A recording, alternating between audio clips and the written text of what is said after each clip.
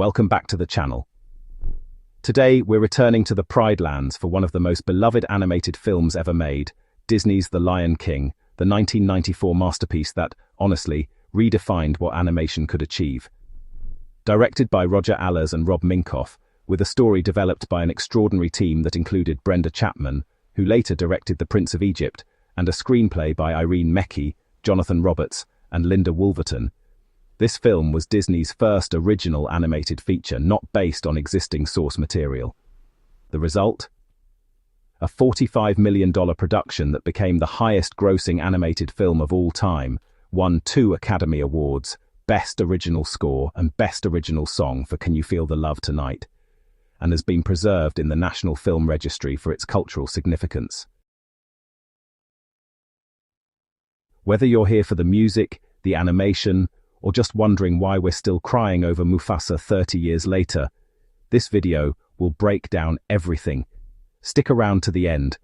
What makes The Lion King endure as a cultural touchstone? The film opens with one of the most iconic sequences in cinema history. The sun rising over the Pride Lands as Lebo M's Zulu vocals swell, animals gather at Pride Rock, and Rafiki anoints the newborn Simba, son of King Mufasa and Queen Sarabi. From the first frame, we get a sense of the world, a majestic African kingdom where the circle of life connects all things. Simba is introduced as a rambunctious cub, eager to be king, impatient with his responsibilities, and desperate for his father's approval. Alongside him are his best friend Nala, his wisecracking meerkat warthog companions Timon and Pumbaa, and the villainous Scar, Mufasa's scheming younger brother, whose jealousy burns with Shakespearean intensity. Scar resents his place in the succession, I'm surrounded by idiots, and plots with the hyenas, Shenzi, Banzai, and Ed to take the throne for himself. I'm surrounded by idiots. The film quickly establishes stakes through its inciting incident. Scar lures Simba and Nala into the elephant graveyard, then stages a wildebeest stampede that kills Mufasa. Scar convinces the traumatized Simba that the death was his fault, telling him to run away and never return. Scar orders the hyenas to kill him, but Simba escapes into the desert, collapsing alone as vultures circle overhead. By the end of this introduction, we already understand the tragedy. A boy who lost his father, his home and his identity, running from a guilt he never deserved. Run away and never return. The relationships in The Lion King form the emotional architecture that has sustained the film for generations. Simba's interactions with Mufasa reveal a father-son bond that is the film's moral and emotional center. James Earl Jones's voice gives Mufasa a gravity that makes every lesson land. Remember who you are, he tells Simba, you are my son and the one true king. Their scenes together, the morning lesson, the stars as great kings conversation, are the film's quiet heart. Remember who you are my son and the one true king. Scar provides the perfect antagonist. Voiced by Jeremy Irons with purring menace, Scar is a unique Disney villain. He's Hamlet's Claudius in a lion's body, a usurper who kills his brother and seizes the throne. His relationship with the hyenas reveals his true nature. He promises them food and respect, then delivers only contempt and blame. Timon and Pumbaa, played by Nathan Lane and Ernie Sabella, offer Simba an escape from his pain. Their philosophy, Hakuna Matata, no worries, is the film's central temptation, the seduction of forgetting rather than confronting. Nala, voiced as an adult by Moira Kelly, returns to challenge Simba, and honestly, her presence really forces him to face the kingdom he abandoned. One fascinating aspect is how Rafiki, played by Robert Guillaume, the mandrill shaman, serves as the bridge between Simba's past and future.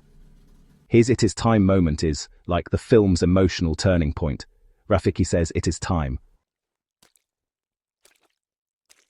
As the plot unfolds, Simba's journey from cub to king takes him through loss, exile, and eventual return. Key event 1 is Mufasa's death, a sequence so devastating that it remains one of the most traumatic moments in family cinema. The wildebeest stampede, orchestrated by Scar, is animated with visceral intensity. Simba's discovery of his father's body, his desperate plea for anyone to help. Scar's whispered, "Long live the king," as Mufasa's paw slips from his grasp. These moments are crafted with emotional precision that, honestly, transcends animation. Long live the king. Then, key event 2 shifts the film's emotional register entirely. Simba's exile and the Hakuna Matata montage. After collapsing in the desert, Simba is rescued by Timon and Pumbaa, who raise him in their jungle oasis. The sequence is sun-drenched, joyful, and musically irresistible. Ernie Sabella and Nathan Lane's improvisations made the song a classic. But the film doesn't let us forget the weight beneath the fun. As Simba grows to adulthood, the nighttime shot of him lying on his back, watching stars that remind him of his father, reveals the guilt he still carries. The filmmakers use pacing masterfully. Directors Allers and Minkoff, working with cinematographers in the virtual camera department, created shots that had never been attempted in animation. The stampede's sweeping angles, the Pride Rock sunrise that bookends the film. The second act slows deliberately, allowing us to live in Simba's escape, making his eventual return all the more powerful. The turning point arrives when Rafiki discovers Simba alive. Their encounter, Rafiki's staff hitting Simba on the head, his insistence that the past can hurt, but the way I see it, you can either run from it or learn from it, is the film's emotional fulcrum. Simba's vision of Mufasa in the clouds, the voice of James Earl Jones telling him, "Remember who you are," is perhaps the most transcendent moment in Disney animation. He returns to Pride Rock, his journey from guilt to acceptance complete. The Lion King isn't just about talking animals. It's a film that wrestles with grief, guilt, and the weight of legacy. One of the most prominent themes is the necessity of confronting the past. Simba spends his adolescence running from what happened, believing his father's death was his fault. Timon and Pumbaa's philosophy, Hakuna Matata, no worries, is seductive because it offers escape. But the film argues that true peace comes not from forgetting, but from facing pain and integrating it. Simba can't become king until he accepts responsibility for who he is, guilt and all. Another theme, the circle of life as ecological and ethical framework, runs through every frame. Mufasa teaches Simba that everything you see exists together in a delicate balance. The king's role is not domination, but stewardship. We are all connected in the great circle of life.